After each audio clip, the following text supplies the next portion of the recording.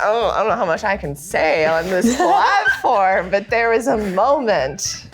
I had a hand in a certain position. Oh, okay. I made her fist me.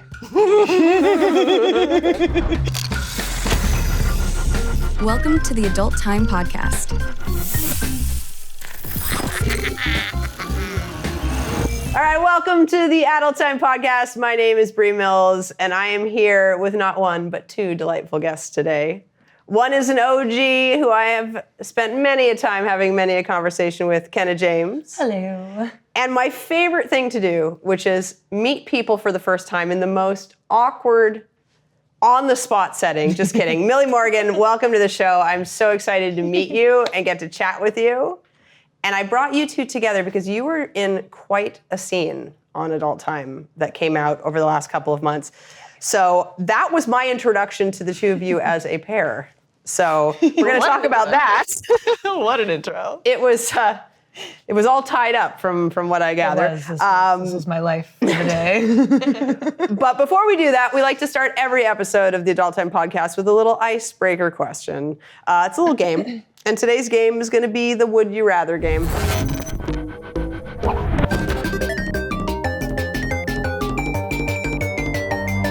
Okay, so I am not responsible for any of these questions. My team created these all with you two specifically in mind, so let that say what it will.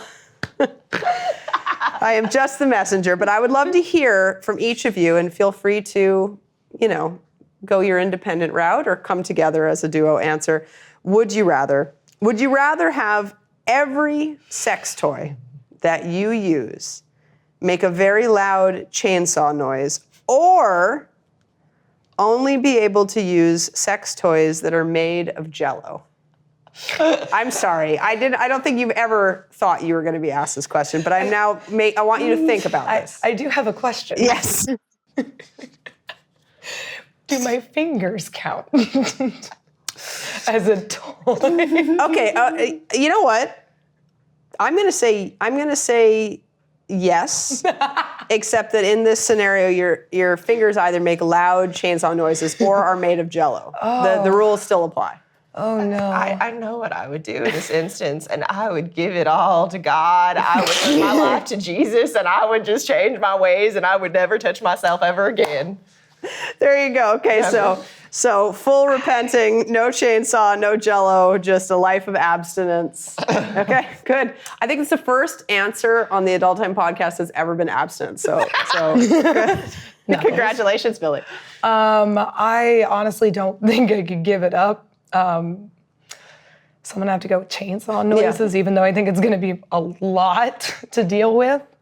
But it's going to be better than Jello. Yeah, well, because Jello, okay, let's be real. Let's break it down. Like chainsaw noises, you can get used to that. Yeah, I feel like it's like an MRI machine in a sense. Exactly. Like one can get used to that, but the lack of friction from the Jello. Yeah, it's just would be very frustrating. Yeah, you'd end up becoming abstinent. I would stop at a certain point. But, so. Yeah, right. Okay, great. We are kicking things off very well. Okay, so. I was going to say opt out, but let's save that for the next question. Yeah, you could save that for the next question, because I have a feeling it's going to be the same.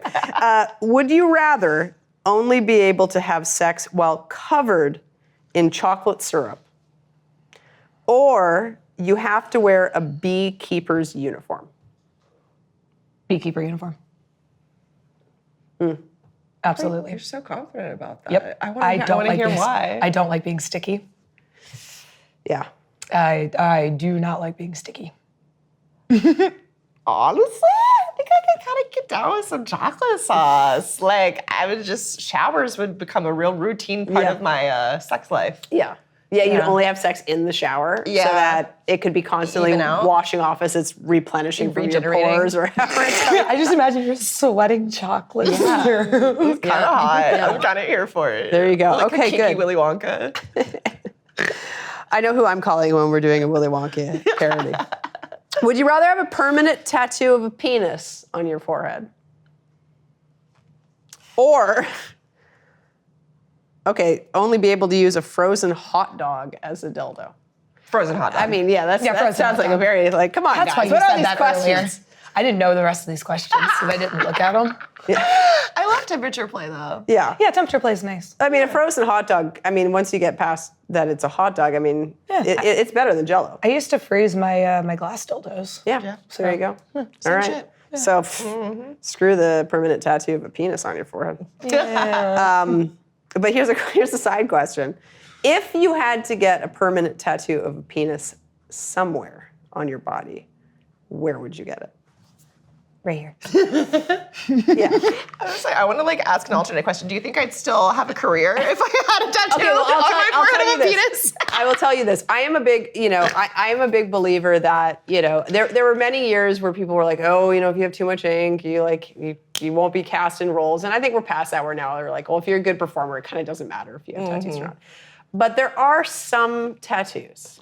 Okay, I don't remember who it was, but there was a performer when I first got in who had a very large tattoo of a monkey. Oh yeah. On her shoulder. And you could not unsee that. Like you're watching a scene, man, and that monkey was just staring you down. So sometimes a tattoo is not the right choice, only because it can be so overwhelmingly distracting. I feel like a penis tattoo would kind of fit for the industry. I feel like it would work, just maybe not on the forehead. Yeah, and maybe like a teeny tiny one, like a cute one. Yeah, it's like an arrow pointing on where to go. Behind the ear. Oh yeah, that'll be behind the ear, yeah.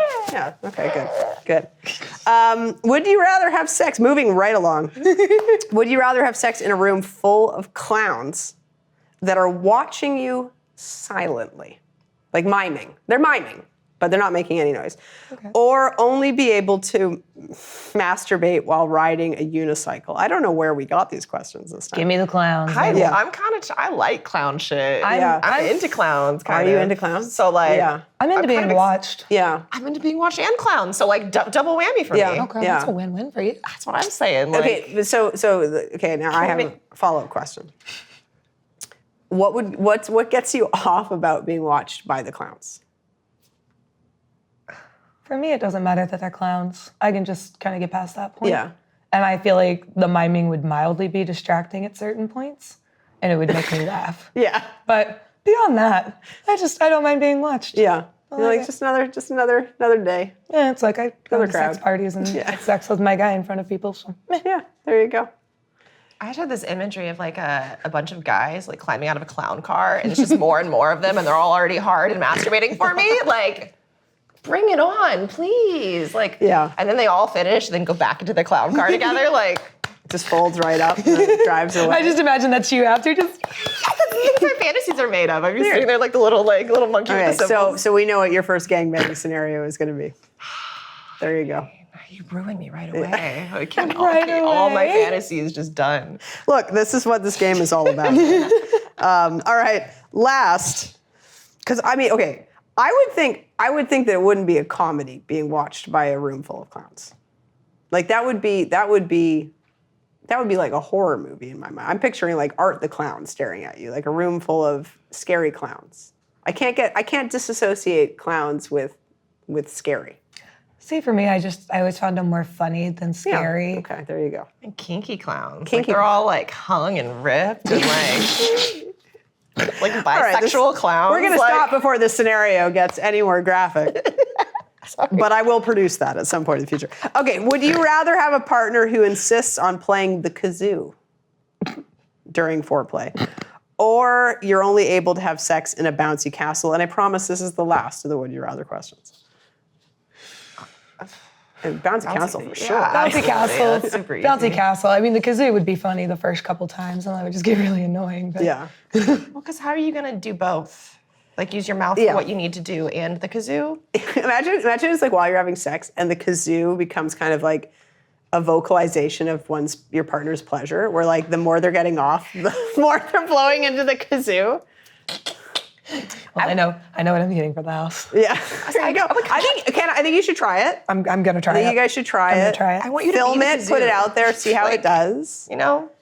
Oh, I wonder if I can blow it with my pussy. That's what I'm saying. Like, Yeah, I think you could. I can vape with my pussy. I can do that with my pussy. Well, Yeah. I want to see this. Okay, good. So we've got several scenarios that have sprung out of this Would You Rather game.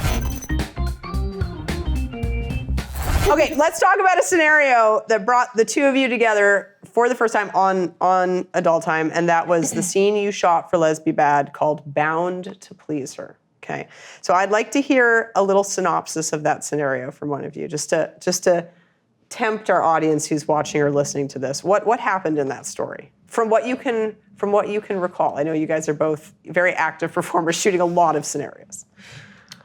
If I remember correctly, it was that my girlfriend had arranged she was out of town and it was like my birthday or something and she wasn't into kinky stuff. Mm-hmm. So she had arranged for me to have a fun little plaything while she was gone. Yeah, typical lesbian behavior. She happened to come in the door and wouldn't you know it, I was just tied and bound on the bed, ready for her. There you go. Very nice. Wasn't even an anniversary gift. It was just your girlfriend in the scenario giving you a little treat while she was out of town. Yeah, best girlfriend ever. Best girlfriend ever.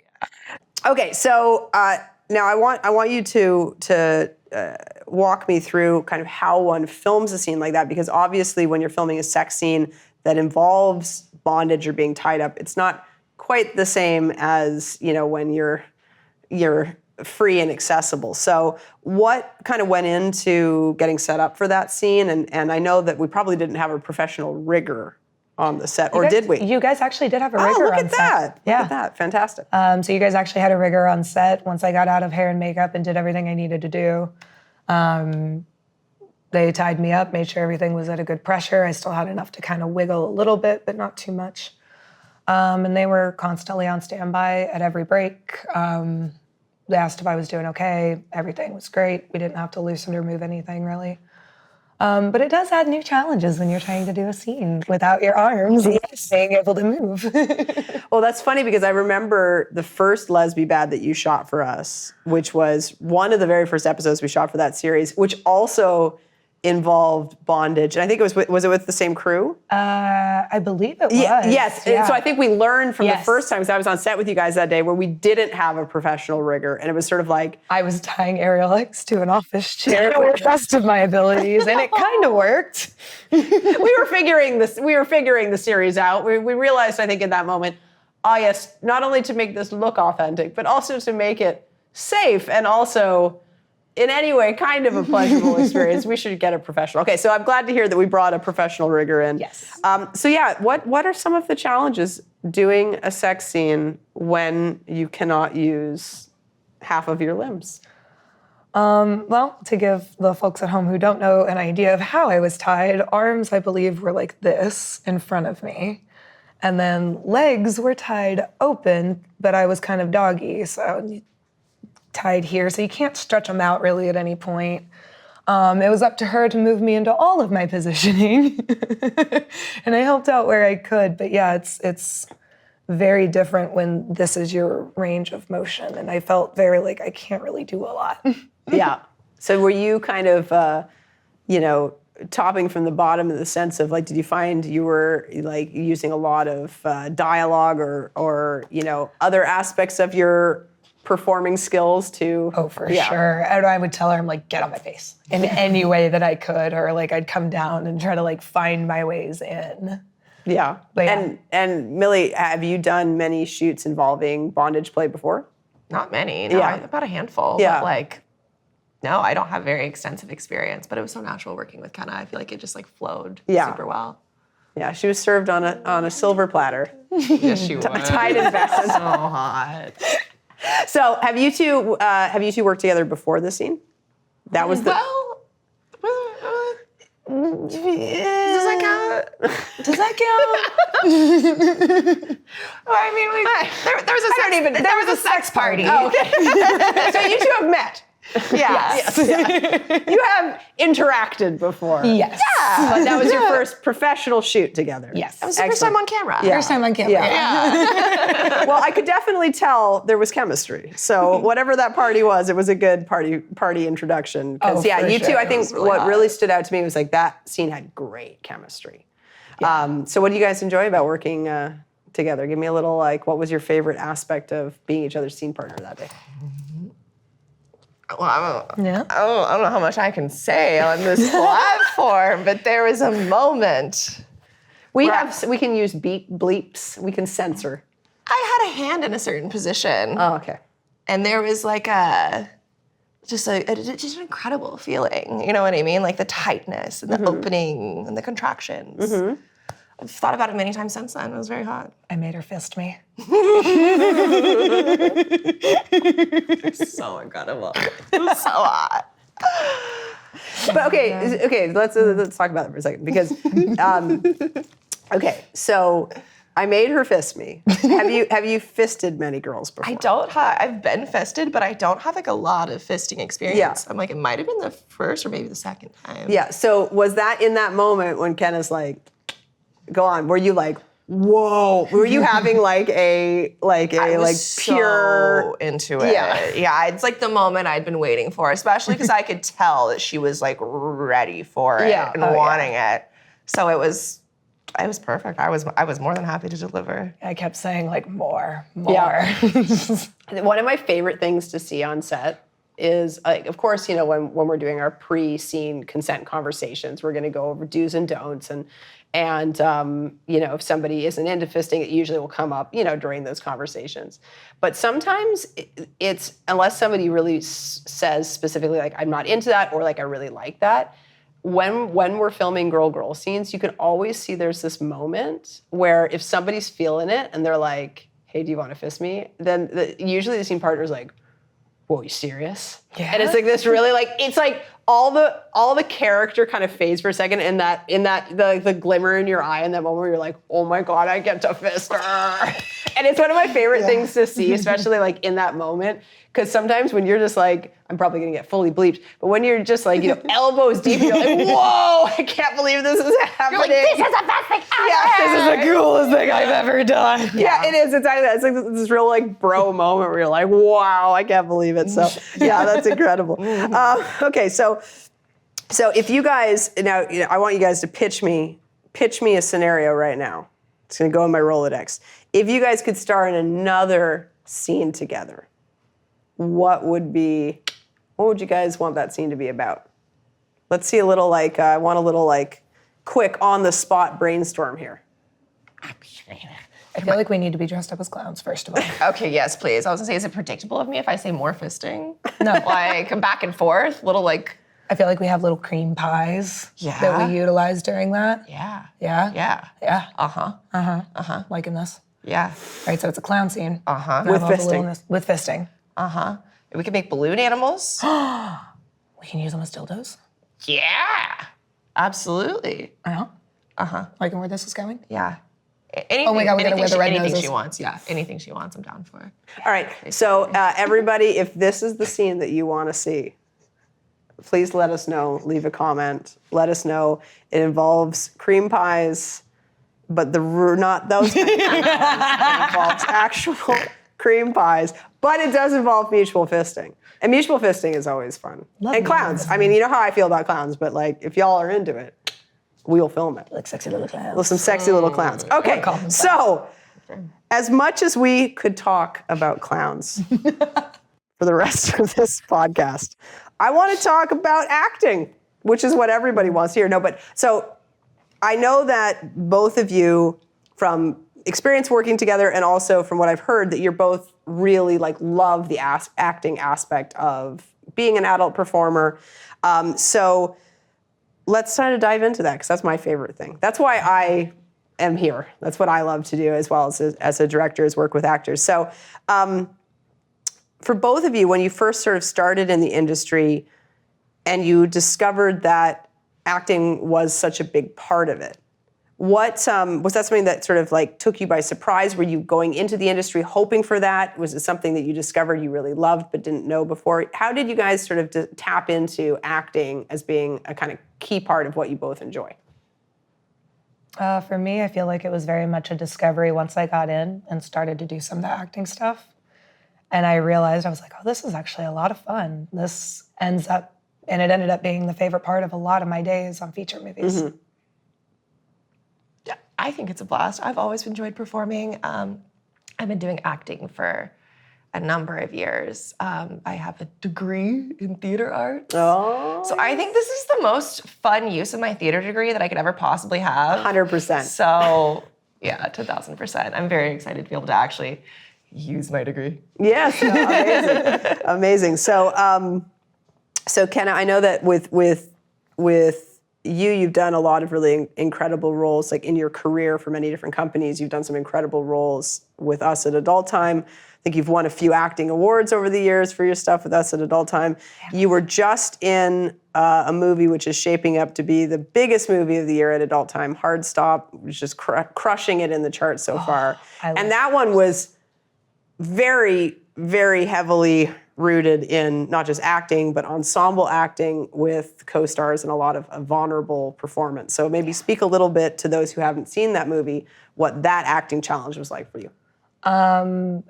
That whole week of shooting was a lot harder than I thought it was going to be initially. Because there's a sense of like, you can get a sense of what everyone's character is going to be like before you get there.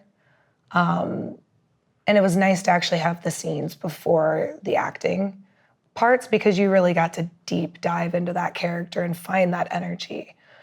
But the second we all got put in that room,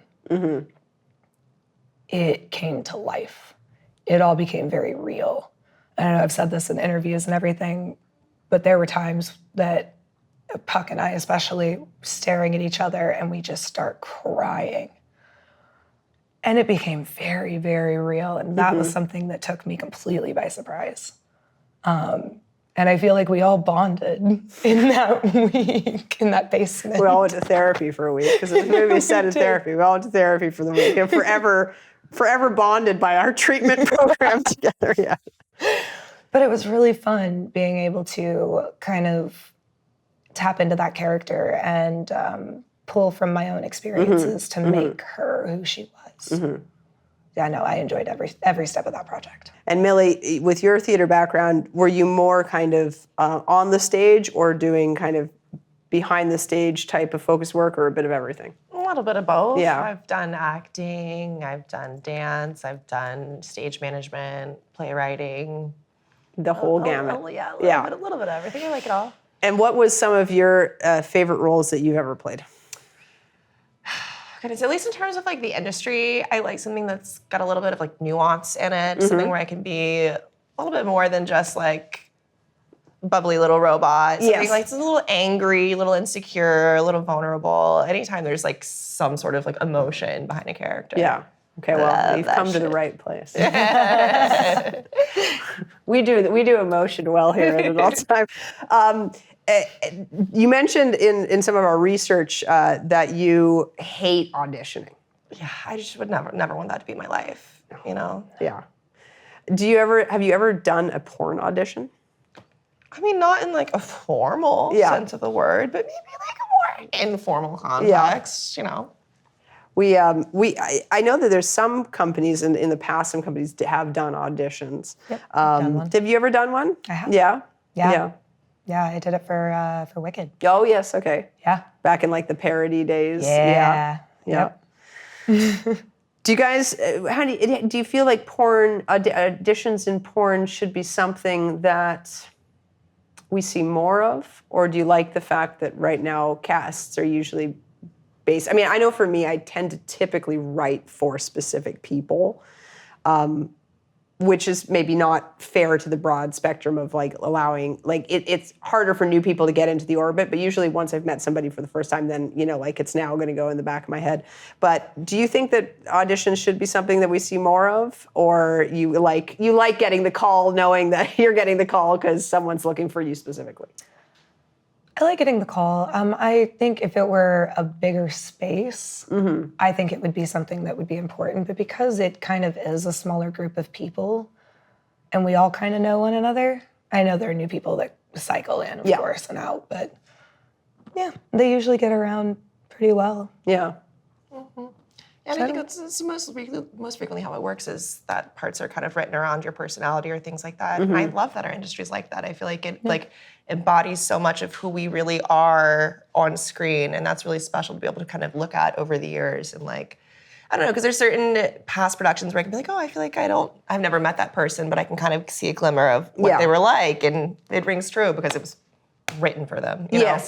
Yeah. It's not a far-fetched to be like, oh, that seems kind of like how they are. Yeah, for me, it's always like, sometimes stuff is written for someone specifically, or sometimes it's like, I've met somebody and I feel like even if it's a type, like it's not, you know, who I know them to be in real life, it gives a sense of like I feel like I can challenge them in that direction. So it's always rooted in having met the person and known the person, and know that you can kind of push a person in a certain direction or get that kind of role out of them. But one of my favorite things to do is to cast people in roles that are very like against type, because then it can be like a really good challenge, especially for themselves to see like, you know, like how far they come. Like Lexi Luna, the sweetest woman ever. I made her the villain in our big lesbian movie this year, you know, and she had such a good time because she's never cast as a villain, right? Aww. So what would be some of your dream, like if you were looking at in the porn universe in the next year, the movies that are being made, what would be like a dream character you'd love to play that doesn't involve a clown? I just like lots of dialogue. I think it's really fun to show off my dialogue skills. I love being able to memorize things. It's one of the few skill sets that I have, so I like to be able to flex it and use it. We appreciate, you always appreciate being off book. As a director, I appreciate you already for that. Oh yeah, no, I love the dialogue aspect, but I think like just mean or crazy because again, not something I get very much of. Yeah. And it's always fun to actually show that I have that other side too. Yes, all right, good. Remember that. Kenna, from what I know, because we've talked about it, you are starting to transition towards looking into more mainstream stuff. I know that you and your partner Nathan do a lot of stunt work. What have been your experiences doing mainstream kind of acting or being on set compared to the adult industry? I find myself really enjoying the stunts a lot and being with the stunt team, helping out behind the scenes and stuff, because it really gives me a chance to like learn a new skill and go with a new direction. And I think that's my favorite part, because I've done porn for so long now that it feels like the same wash, rinse, repeat in a lot of senses. So I think my favorite part of it, is just getting to learn like, oh, this is what like a mainstream set is like, and learning all the different aspects of that, but also getting to be behind the scenes so much and building up these big rigs and like learning how all of it works. Yeah. That's such a fun part for me. Yeah. Millie, you mentioned you did stage management, so you know the inner workings behind the scenes on projects. Have you done any work within the mainstream yourself since kind of coming into the adult industry, or it's been more rooted in the adult industry? I've stayed very focused on my porn career during this time, but not to say that I wouldn't have the capacity to dabble, you know. If I wasn't so busy on set and being in front of the camera, I'd be so stoked to do more crew things or just spend time hanging out with everyone on the other side of the camera. But I've been blessed enough to be so booked and busy over the last almost 3 years, so. Hey, there you go. Yeah. That's not a bad problem to have. Exactly. No, it is. So Millie, I hear that giving back to the fans is like kind of your thing. That's something I do enjoy, yes. So specifically when it comes to taking their virginities or breaking their dry spells. Okay, so you got to tell me about this, all right? I'm not even going to look at my questions. I'm just going to ask you, what does that mean, Millie? What does that mean? Oh, goodness. Okay. Well, so I did come from the camming world before I did porn. And early on, I had a subscriber who had been around for a number of years. And he was a virgin. And I did know this about him. And I said, you know, if the time and situation ever comes around, you know, I'd be happy to help you. And he was like, please. He's like, yes. Yeah. So when I, you know, ended a serious relationship and took the leap into creating content, you know, that was one of the first messages I sent was, I was like, are you serious? And when can we do this? And so it was a few months later that he planned a trip to Los Angeles, and he was in his late 30s. And I took his virginity on camera, and that was the start of something very, very beautiful. And we are still friends and in communication to this day. Yeah. And yeah, it's kind of snowballed into something big and beautiful, and hopefully lots more virgins. Okay, so I, first of all, I love this. It sounds so wholesome. It does. Can I tell you something even more wholesome, Bree? Yes, please. So recently I was visiting home, where I kind of put two and two together in a way that I didn't really realize. So my name is Millie Morgan. The first guy whose virginity I took His last name was Morgan. Except it was the worst experience ever. I think I'm like, more or less, I've been subconsciously trying to atone for this horrible situation that I bestowed upon this guy all these years ago. Because I was wishy-washy. I was like, yes, no. And he was so kind and so patient. But yeah, it's kind of crazy to come full circle and realize that I'm like, oh, I didn't mean to steal your last name like that. Yes. But it is very poetic in a way. That's amazing. So, okay, so how many virgins have you claimed? 2 on camera. Okay, yeah. And I'm actually in talks with a 3rd right now for next weekend, potentially. Amazing. And so tell me about how like one of these meetup, I mean, obviously, let's take the first guy. You had correspondence with him through camming. He had shared these details about himself. And you were the one that initiated, hey, if you're ever interested in maybe, or did he say, like, oh, it would be my dream? Yeah, it was kind of stated something like that. Yeah. Of like, if you ever would, that'd be crazy. Ha, Yeah, ha, okay. ha. And then you're like, and I was like, let's well, talk about it. that would be crazy. And then it's kind of like, well, how crazy is that? Yeah. You know, why not? Yeah. Like, so how does one walk us through the A to Z of one of these? Because it's sort of like a fuck a fan situation, right? Except with this additional element where it's really like helping somebody have this moment in their life, which means so much to people that they've been struggling to have. Exactly. Yeah. Well, first of all, I will say that it's also usually people that I've met first. Yes, You know, we usually cross paths within at an expo or some sort of fan event. I'll use a situation. So last AVN, there was a man who had not had sex in 13 years, and we filmed a video on his birthday together.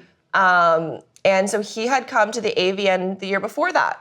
And I had met him there. We took some photos together. He was so kind and normal. And then he subscribed to my OnlyFans right after that. And so we chatted for almost a year. And then I realized, I was like, oh my goodness, we're gonna be at AVN and it's gonna be your birthday. And what, you haven't had sex in 13 years? Like, let's fix that. Yeah. So it's generally, I hate, because the guys are always looking for a cheat code of like, how do I get to be the next one? Yeah. But you really just gotta show up and be normal and don't ask and hope that I kind of put the vibe your way, and that's about it. Oh, amazing. So do you have, now that I guess people know, like your fans know this about you because then you release the content afterwards, right? Yes. And in kind of doing that type of meetup, I assume you have to kind of walk the individual through, you know, I'll kind of like treating them like a collab partner, right? So like we got to make sure that you're tested, and here's the protocol. And what's their experience like on the filming? I put me into one of their heads for a moment in terms of like, they must be so nervous. It's a lot of added pressure. Yeah, it's different for all of them. You know, first of all, them showing up to be vulnerable and exist and be intimate with me on camera, that is the goal in and of itself for me personally. Yeah. Like, if nothing else happens, like us just having a genuine exploration together, whatever happens, that's the goal. If they become firm and hard and erect, that's a bonus. Yeah. If we're able to have penetration, that's a bonus. If there's to be a completion and a cum shot, well, that's a knockout of the park. You know what I mean? But I really go there with no expectations besides, I want to make you feel comfortable with your sexuality. And I want to meet you at where you're at, and we're going to explore together. And so sometimes that means we take breaks. You know, I turn off the camera, we have like a water break, we check in, we have a talk. You know, sometimes that involves, I bring Viagra. Yeah. And I'm like, hey, you want some Viagra? You know, but like, it doesn't work if you're nervous. Yeah, you know what I mean? course, So a lot of it's just us kind of checking in, talking about what feels good, and also just reminding them that like, you're just here to feel good. Yeah. Like, you don't have to do anything. You don't have to touch me or do, you know what I mean? Just like, I just want to focus on you. Yeah. You don't need to be a porn star yourself in this no pressure. Yeah. Yeah, and it's like, it doesn't matter if you're like not the most hard you've ever been in your life. It's like, well, does it feel good that I'm touching your dick right now? Yeah. Yeah. Okay, just enjoy that it feels good, and you'll get harder as it goes on. Yeah. Or you won't, and it'll that's still feel okay. good. Yeah. You know? Yeah. So I think that some people just need that permission. You know, they think that like, oh, if I'm gonna have sex, I have to do it right. You know? There's no right way to do There's it. no right way to do it. There's you no know? right way to do it. So how do these, when you post these videos, I'm curious how popular they are compared to some of your other content. Because I can't imagine anything feeling less kind of genuine and almost docu-series like than those pieces of content? Do your fans kind of eat that up, for lack of a better word? Or like how does the general audience respond to these pieces? Because like you said, they're not necessarily polished always, like to completion in the traditional sense. So a lot of people are very surprised when I tell them that the best-selling tape I have on my own private page has no penetration. Yeah. There's no penetration. But that is our genuine exploration in that moment. And I feel like people, they truly crave intimacy and authenticity on such a deep level that cannot be underestimated. And I just can't misrepresent the experience. As long as I have an authentic exploration with somebody and we explore something special and then I upload that. Yeah. That, the first one kind of gave me permission for that. Once I was like, oh, I don't need to be put through the mattress every single time. There's something else that's on offer here. It's something, some people might say that, if I were to be in a room with a girl and then I wasn't able to like put my dick inside of her, that'd be my worst nightmare, So they kind of see a situation where that happens and it's not the end of the world. Yeah. We still have a lot of fun together and it's something that was really special for both of us and has been impactful for like millions of other people too. It's really cool. Yeah, well, and I think for, like you said, for people who have put so much pressure on having sex or losing their virginity and they have a complex about it and like all that anxiety, to see the most popular video you have showing that, it doesn't have to be any other way except this genuine way probably helps to ease a lot of people's minds about, when they actually are intimate, if they end up ever being intimate with someone. So it's actually quite amazing. Good for you, Millie Morgan. Thank you. I'm like, intimacy is so much more than just a pee in a vagina. You know what I mean? Like, you don't need all that. Like, Yeah. All right. So okay. You've also talked about that you've lived out many of your own first sexual experiences on camera. Okay. So in a way, is that kind of like you returning the favor to your fans? Yeah. What have been some of your firsts you've shared on camera? I have my genuine, authentic first time eating pussy on camera and my first time having my pussy eaten by a girl on camera. So pretty much all of my explorations with women are on camera. And yeah, it's very genuine to me. I'm very much like, kind of like a baby gay, you know what I mean? Like I'm trying to constantly like, oh no, I'm not that gay. Like, but yeah, well, it's fun. It's fun. Now we can see because we've got documentary. It's like a nature documentary. We've seen you in the wild eating pussy for the first time, and I bet you if we zoomed in on your facial expression, we would know if you were generally had a bit of the baby gay in you. And I have a feeling, I get the feeling that maybe there's a little gay in there. I need someone with a gooner cave to put that video next to my video with Kenna and see how I've grown. Yeah, exactly. See the growth. There you go. Exactly. Okay, gooners out there, you heard it first. Do your jobs. You do your jobs. We want to see it. Kenna, have you had many, I'm sure you've had some firsts on camera before. Any memorable first experiences that you can remember having on camera? My first double vaginal penetration was on camera. I shot that content, funny enough. Nathan was a part of that one. And then my gangbang and blowbang. Yeah. What does it feel like to be in the middle of a gangbang? Overwhelming. Yeah. To be completely honest. It was my brain, I wanted to enjoy it, and I did enjoy it, I will say that. I wanted to enjoy it more, but my brain was thinking of all the technical things, and also when there is that much lube on everyone and everything, and people keep picking you up. Oh, yes. At one point I had to tell someone, I was like, down. Down, put me down. Who's lady? Yeah, you don't want to be slipping. I don't want to fall. Yeah, I already almost did. This is a question for both of you. It is tied to authenticity, but it also has to do with dick pics. I assume you both receive a plethora of dick pics. Can we speak for a moment about the phenomenon of dick pics? Okay, dick pics. What do you think is really going on with the number of guys who feel obligated to send in a picture of their dick and have you rate it? Like, let's talk about the psychology behind it, because I find it very fascinating. I hear you masturbate to the dick pics. You got me. I do. So, okay, all right. So I see Kenna just shaking her head. Okay, Millie, since you are a big fan, a connoisseur of dick pics. What do you like about yeah, you're starting to wiggle a little bit. So what do you like about the dick There's pics? just so much personality in them. I feel like you could see into the soul of somebody from their dick pic, you know? You can definitely see into the state of their being from their dick pic. Yeah. And it's just, I don't know, there's something cute and wholesome about a dick pic. Yeah. You know, it makes me warm and fuzzy inside. Someone recently told me I should raise the prices on my dick ratings, and I go, no, I want them cheap because I want to do lots of them. I want to see them. All right, so okay, all right. I like the idea of you know, the make you warm and fuzzy. You get to see into the soul. Is there ever a setting for a dick pic that you would not recommend? Because I remember when my wife was doing OnlyFans, like she would get dick pics, and people would often send them while standing like over the toilet. Yeah. That's the only one that very makes me common. upset. Yeah, That's like it. guys, you know, like there's got to be some minimum standards for submitting a photo of your dick.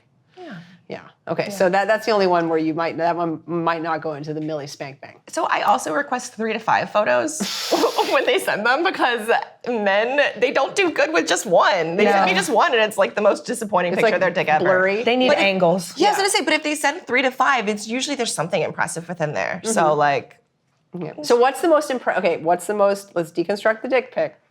What is the most impressive like what are you looking for? What turns your crank with a good dick pic? I could go into so much detail here, Bree. I could be here all night. I will tell you that there's one dick pic that I screenshotted and stays on my desktop. He sent me a DM. He said, hey, you want to see me stack donuts on it? Okay. And I said, yeah. And so every time I scroll past it, it makes me smile. How many donuts did he get on his dick? 3, 2 or 3. Yeah, okay. Yeah. I mean, that's impressive. I can respect that. Yeah, it's impressive. I'd keep that one. Yeah. Kenna, how do you feel about the dick pic? I don't mind them if you're paying me to rate them. What do you think? Do you think people want? I know that it caters into a lot of different like fetishes. Like you've got the people that want to have the small penis humiliation. You want the people that are like generally insecure and want the rating. But what do you feel like would you ever send a pussy pic to get rated? I don't know if I want to ask Millie. Kenna, would you ever like? Do you feel that need to get that validation, or where do you think that comes from? I don't know. I don't have it. I don't. I know what she looks like thanks to my work. She cute. I like her. She cool. But do I feel the need to send that out to anybody other than my partner? Nah, not really. Yeah. And Millie, do you send pussy pics out? Well, I mean, before I was in the industry, there was a few people who were like, oh my God, it's so pretty.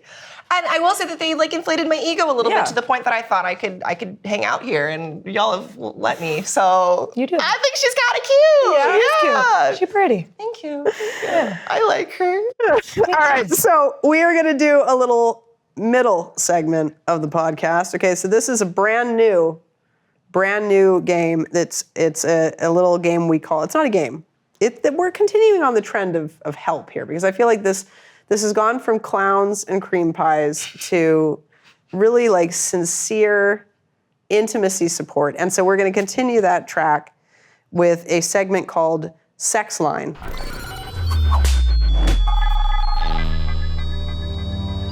I'm going to ask you some FAQ questions about sex and relationships, and I want us to treat this like an advice hotline, okay? So I'm asking questions on behalf of all the people watching. Feel free to look into your cameras and answer them with as much sincerity and authenticity as you did regarding the dick pics. Okay, so, hi Kenna and Millie. I have a question. How can I initiate sex with my partner without making it feel forced or routine? Talk to them about your needs in a completely safe and open setting. And it doesn't have to happen right after that talk. But if you put your needs out there and maybe you guys discuss when is the best time and how she likes to be approached or they like to be approached, maybe you guys could figure it out. Millie? Pull a naked man. Eventually it's going to work. Okay, no, but I'm gonna like dig into this a little bit. Okay, so when you got a busy life, and I'm not pulling from my own experience or anything. I'm not asking you guys for advice, but when you have a busy life, let's say married, you have family, you have a hectic schedule. Everybody's tired all the time. It is never a good time because one, there is no time, but you want there to be time. How do you go about and your partner is not necessarily like super, horny or being out there. How do you like get things going when it just seems like there's never the time to? Without pulling the naked man. I don't even know what that means. Again, my big thing just comes down to communication more than anything. Like if that's not working, then go talk to an unbiased person. Maybe you guys need to talk to somebody and figure out where you can make time. Because when it comes to a relationship, like that has to exist at a certain point. You have to be able to have that time with your partner, and whether that's you guys are going out to a dinner, whether you guys need intimacy, whatever it is. You have to make time for that. And whether that's sacrificing 5 minutes here and 10 minutes here. Yep. Plan a sex vacation, and if they don't go, break up with them. Just go on the sex vacation by yourself. Yeah, or that. I like it. We're the angel and demon on the show. Yeah, I like this. All right, so how do I approach, okay, let's say I have a new partner and maybe I've got a little like something in my past, or maybe I have a little, something that I need to share with them that I may continue on in the future, right? So how do you discuss past sexual experiences with a new partner, especially if they're non-conventional? I think you need to know your audience and know what's appropriate for the relationship. I don't know. Different people can handle different things, and everything has their boundaries where it might make sense to open up about certain things in due time once you've been together longer and you have established sense of boundaries and familiarity. I don't know. I don't feel like everyone needs to know everything. Sometimes I'm asked a question and I ask 3 times, are you sure you want to know? Yeah. And by the 3rd time, they realize they don't want to know. Yeah. Yeah, okay, that's a good response. You know what I mean? Honesty is not the best policy in this line of work. I'm so sorry. Yeah. Yeah, no, I have to agree. Your partner doesn't always have to know everything unless it's imperative to something that will affect the both of you at a certain point. Or disrespecting boundaries. Or disrespecting boundaries, or unless, but in that instance, no. Yeah. They don't need to know everything. You're allowed to be your own individual person. Is it normal for sexual attraction to fluctuate over time in a long-term relationship? Yeah, completely. Should you as a partner be worried about that? No. Normal. Yeah. Again, communication. Do you just talk through those moments?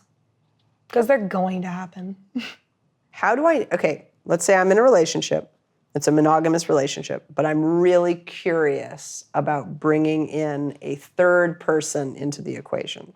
And myself and my partner have never talked about this. This has never really been part of our life, but it's something that I am really thinking about. How do I navigate bringing that up to my partner? Delicately, carefully, and with the knowledge that you might ruin your relationship. Yep. If we're being honest, you know what I mean? Yeah, oh yeah. 100%. Some people can handle it, some people can't. Yeah. And you know what I mean? You just have to communicate honestly and openly, and Yeah.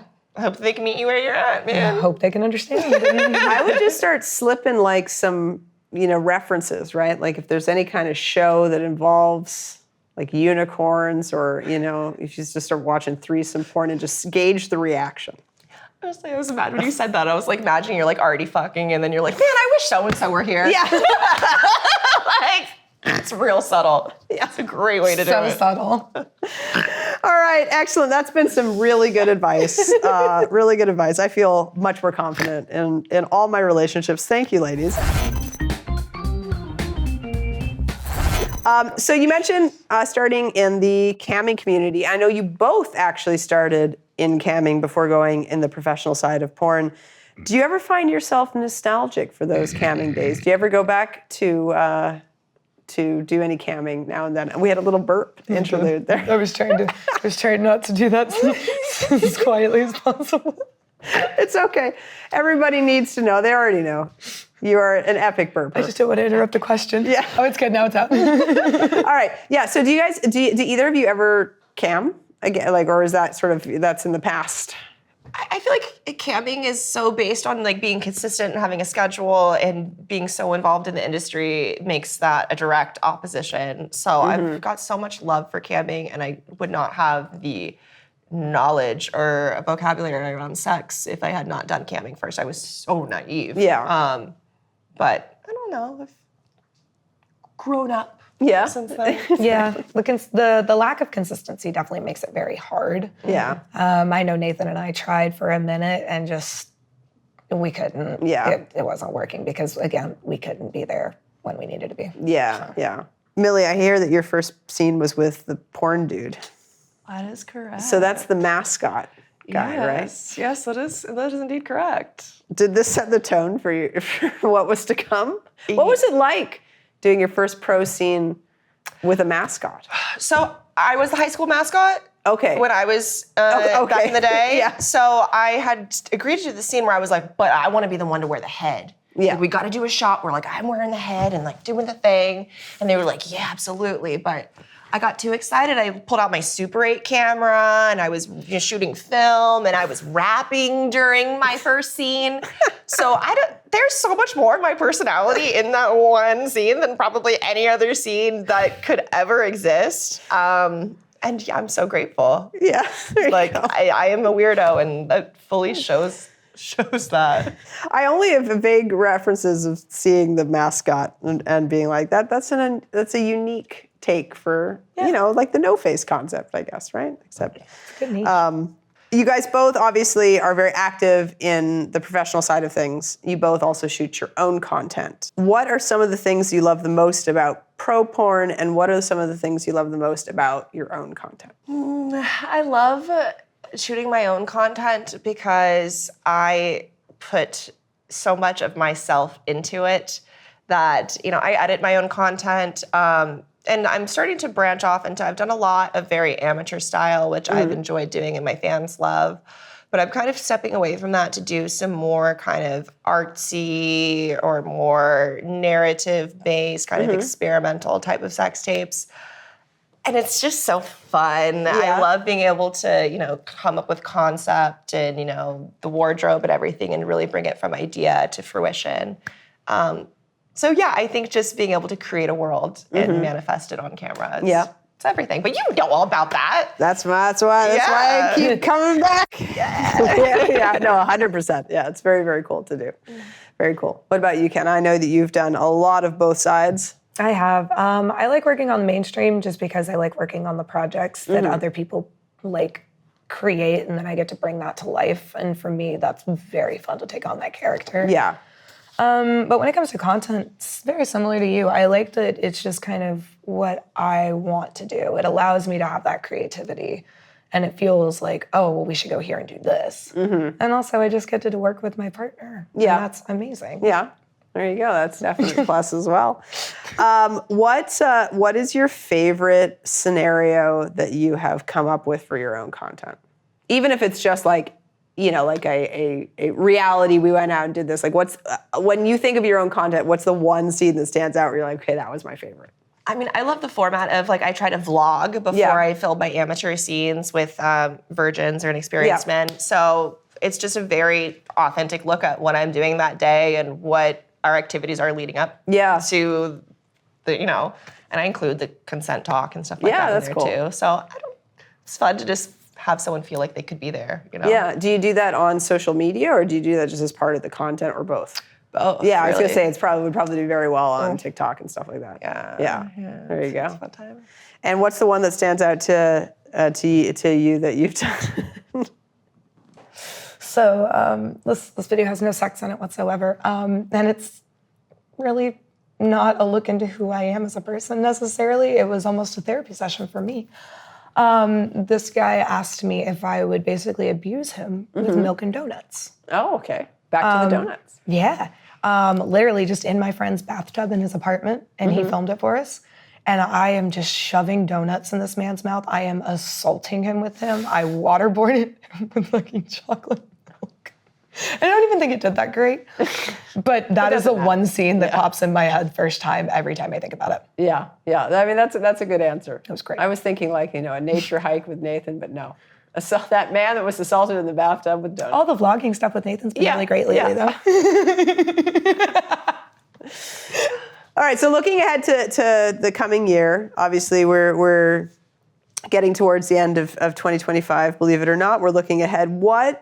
Is there one project or something that you have in mind that's like on each of your bucket lists that would give me at the very least a good idea for next year? I have a whole note. I have a whole notes app on my phone. I'm like, oh, maybe there's something good on here. Yeah, this is your pitch. This is your audition, Millie, to pitch your scenario. Okay. Lesbian ballet scene, but intense is one of the notes I have. So just Black Swan kind of vibes. Yeah. Oh my and God. intense. But gay. Yeah, gay Black Swan. Yeah. Okay, gay Black Swan. I like that. I'm okay, good. so down. Okay. That would be Something with lots of guns, a la Chekhov. Yeah. Okay. There you go. Yeah. Very nice. There's more Chekhov on here. Yeah. Anyways. Dude, the Black Swan idea, I love that. I'd love to recreate that scene between Mila Kunis and Natalie Portman. Oh yes. Yeah, that was the start of masturbated to many. that so Yeah, many I was times. gonna say I think many a lady has. Aren't we all? All right, so Black Swan. Yeah, Black Swan. You're gonna steal that as I'm gonna well. steal that. You're gonna steal that. Okay, good.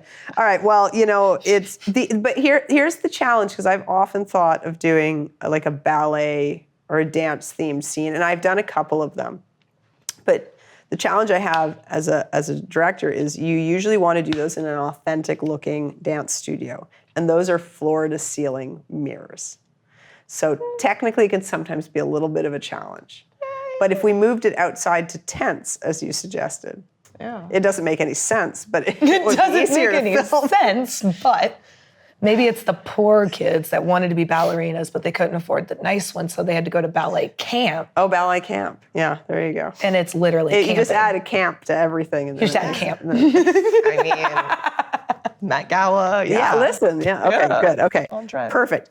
All right, ladies, we're going to end with a rapid fire segment today. So this is, again, I cannot be held responsible for these questions. They're all purely for clickbait. Let's see how y'all do. I have faith in you both. So what is the strangest thing you have seen on a porn set? Haunted cabinet. Okay, explain. You were fair. You knew that answer. That was a practiced response. What haunted cabinet? And tell me, so I never go to this place. It was like one of these like Pasadena or something, like a big shoot house, big mansion. And I don't know, there's this cabinet in the corner and no one would touch it, no one would go near it, and it would just open on its own, sometimes really fast, but sometimes really slow. Ooh, And it was okay. really unsettling. Yeah. Okay. It was just super haunted. Yeah, I do not know that place, and I will not go to that place. There was like a paranormal crew that had investigated the house, and it was like on YouTube. I was like in the back, like, sketchy. What was the question again? What's the strangest thing you've seen on a porn set? Being covered in glycerin. Oh, that was with oil. me, right? It was. That was when we met. That was one of the first times we ever worked together. Yeah. Yeah, that was a learning. That was a lesson. Sliding around in a garage floor, and I couldn't make any facial expressions while I was scissoring with somebody else and had to be deadpan staring at them. Yes. So the premise was, if I recall, it was part of a much larger universe with backstories, but women were being kind of kidnapped and having their like essence removed from them, which was squirt. And then they were left to just be like having monotonous sex in their own squirt. Like a zombie suite. Like zombies, yeah. And we took this big garage with epoxy floors and a lot of, I don't even think it was glycerin, I think it was like a lot of baby oil. So much baby oil. And it was a very expensive and foolish endeavor. But nobody got hurt. No, Nobody got hurt. And it Despite looked us trying. cool. It looked cool. It looked cool. And the movie is on that list of, is a movie called Missing. Oh, It's on that list of DVDs. And we got a great cover photo from it. But yeah, that was a strange situation. That was early on in my porn career, and I learned some lessons at the end of that one. What's one sex trend that you're seeing a lot in the industry these days that like makes you go, hmm? So for example, like the free use. Okay, that could be one example of her. It's a unique niche. Sex stunts? Sex stunts? Yeah. Yeah, okay. how many people can you bang in a day, or how many? Yes, I don't okay, know. yeah, like all of Shock factor. Yeah, I mean, I go like, whoa, because every single time I'm like, oh my God, that's crazy. Yeah. Like, I'm having sex with 1,000 people in this box or whatever. Like, Yeah, okay, yeah. You go, girl. That's Yeah. nuts. Yeah. Yeah. That is a clickbait strategy right there. I think the one that I'm just ready to not see is step bro, step sis, step mom, step dad, step everything. But Kenna, that is how we all pay our bills. Oh, Kenna. I know, and it's going to continue. It will. It's it going will. to continue. It will. But yes, I will say, you know, for those of us making content, it is a very frequent theme. Yeah. It would be nice if there was perhaps a bit more variety. Variety would be nice. Variety, just to dilute the step a little bit. We have a great new shirt that's come in. In fact, I think it has arrived in our merch kits. It's a sweatshirt that says, it looks like an exercise, and it says, get your steps in. Oh, I love it. Yeah, so we've got that one. I love that. For y'all. How do you approach, okay, well this is a serious question. How do you approach sex on set if you're on your period? Sponges and cold water, baby. Yeah. Sponges, I don't do anything different. Now, except to touch sponges, before you got into porn, like I remember when I first learned about, she just puts the sponge up there, like a makeup sponge, I was like, what? So maybe explain for those who don't know, what is the trick in porn if somebody's on their period? Oh yeah, you just shove a makeup sponge up there and fish it out later.